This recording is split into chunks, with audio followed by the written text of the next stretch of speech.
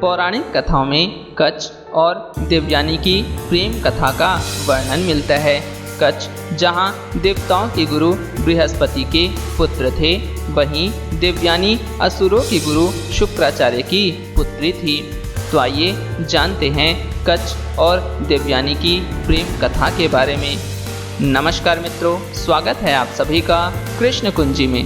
पौराणिक कथाओं से पता चलता है कि देवताओं और दैत्यों के बीच कई युद्ध हुए हैं। दैत्यों के गुरु शुक्राचार्य जी थे, जिन्होंने शिव जी की कठोर तपस्या कर मृत संजीवनी विद्या का ज्ञान हासिल किया था, जिस वजह से दैत्यों को सभी युद्ध में विजय प्राप्त होती थी। क्योंकि युद्ध के मैदान में जो भी दैत्य मारे जाते थे, शुक्राचार्य उन्हें अपनी विद्या से पुनः जीवित कर देते थे। शिव जी के द्वारा दैत्यों के गुरु शुक्राचार्य को दिया गया यह वरदान देवताओं के लिए एक बड़ी समस्या बन गई थी। उधर देवताओं के गुरु बृहस्पति ऐसी कोई भी विद्या नहीं जानते थे जिससे पुनर्जीवन दिया जा सके। इस समस्या से निजात पाने के लिए बृहस्पति ने अपने पुत्र कच्छ को दैत्य गुरु शुक्राचार्य का शिष्य बनाने का निश्चय किया। उन्होंने अपने पुत्र से कहा कि वह शुक्राचार्य के पास जाकर मृत संजीवनी विद्या का ज्ञान प्राप्त करे। साथ ही बृहस्पति ने कच्छ से कहा कि यदि वो शुक्राचार्य की पुत्री देवयानी को प्रभावित और आकर्षित करने में सफल हो गए तो यह विद्या सीखना और भी आसान हो जाएगा। कच्छ अपने पिता के आदेश का पालन करने के लिए दैत्य गुरु शुक्राचार्य के पास पहुँचे। कच्छ देखने से ही एक तेजस्वी और बुद्धिमान युवक प्रतीत होते थे। उनकी सुंदरता और शौर्यता को देख शुक्राचार्य की पुत्री देवयानी मन ही मन उन पर मोहित हो गई।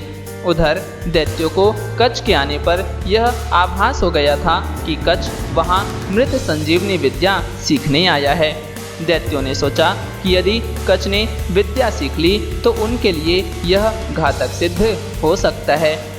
इसलिए दैत्यों ने मिलकर कच्छ का वध कर दिया।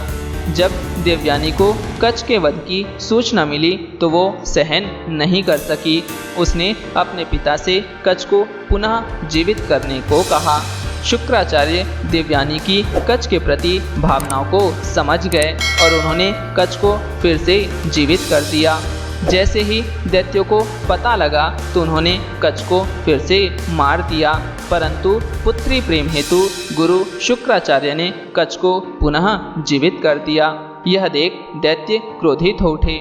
फिर दैत्यों ने कच्छ का वध कर उसके शव को जला दिया। फिर राख को एक पेय पदार्थ में मिलाकर शुक्राचार्य को पिला दिया। यह बात जब देवयानी को पता चला तो उसने एक बार फिर कच्छ को जीवित करने के लिए अपने पिता से कहा। बेटी की बात मानते हुए शुक्राचार्य ने अपनी शक्ति से कच्छ का पता लगाने का प्रयास किया। उन्हें ज्ञात हुआ कि कच्छ उनके पेट में है।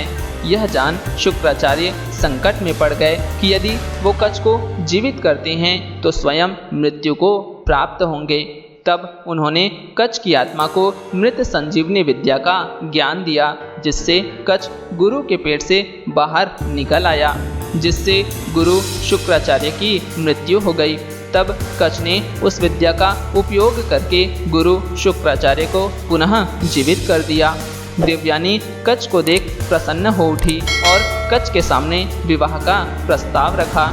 कच्छ ने उत्तर दिया कि वो गुरु शुक्राचार्य के पेट से निकला है, अतः उनके पुत्र समान है। इसी कारण मैं तुम्हारे भाई समान हूँ।